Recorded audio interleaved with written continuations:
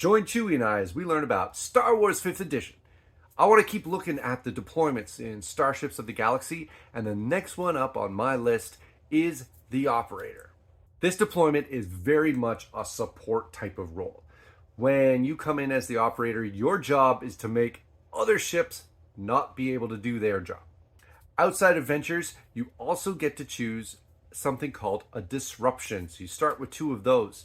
Most of these are about making things not work well on the other ship in some way, shape, or form. Either causing more damage because you've disrupted their ship shields, or potentially making it harder for them to hit you, that sort of thing. What's interesting about this deployment is that, unlike the other ones, there's actually 2 stations that you can be an operator at. Like if you look at something like the gunner, they're going to be at the weapon system. The pilot is obviously going to be using the engines. But the operator can use either the comms or the sensors. Now, if you happen to have a coordinator on your ship, they're going to be hogging the comms on the ship a lot. So you may not be able to use that as an operator. So depending on the makeup of your crew, you may want to pick your disruptions based on that. If you're not going to be able to get any hands on the comms, you might want to be able to sit down at the sensors and make sure you have disruptions for those. Now, when I look at the disruptions, personally, I'm probably going to be sitting at the sensors. I really like the targeted strike because in this case, it adds it to both the attack roll and the damage roll. Some of the other ones also add on to increase the damage or increase the attack, but I really like the targeted strike. The other one I really like is the enhanced scopes. And the reason I like this is because it uses a bonus action. A lot of the disruptions are on reaction.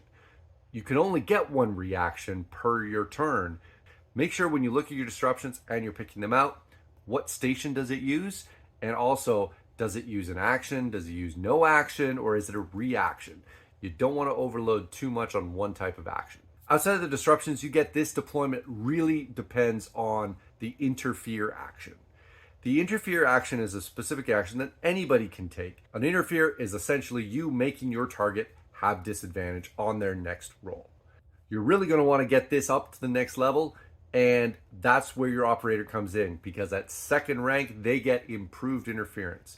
That's going to make it a lot easier for them to give disadvantage to your opponent. The other big thing, which I think the operator is going to be doing as much as possible, is a system disturbance. This is also gained at 2nd rank and is really powerful. Essentially, when your opponent that you've targeted starts making an attack roll or an ability check, you can undercut it by rolling your system disturbance die. And it's starting at a D6, going up to, as you rank up, like D8, D10, D12. You could really start interfering with your opponents a lot. To balance that out, you only get 2 before a long rest. As you gain extra ranks in the operator, you're going to get stuff that helps with your system disturbances, things that help with you doing better interference, and also with finding out more information about the enemy. If you have a limited set of deployments that you can put in, maybe the operator is not going to get your first pick. You probably need to look at some of the other kind of more core ones. But once you start being able to fill out those supplementary roles, the operator deployment can really help in a combat and really help support the rest of the team.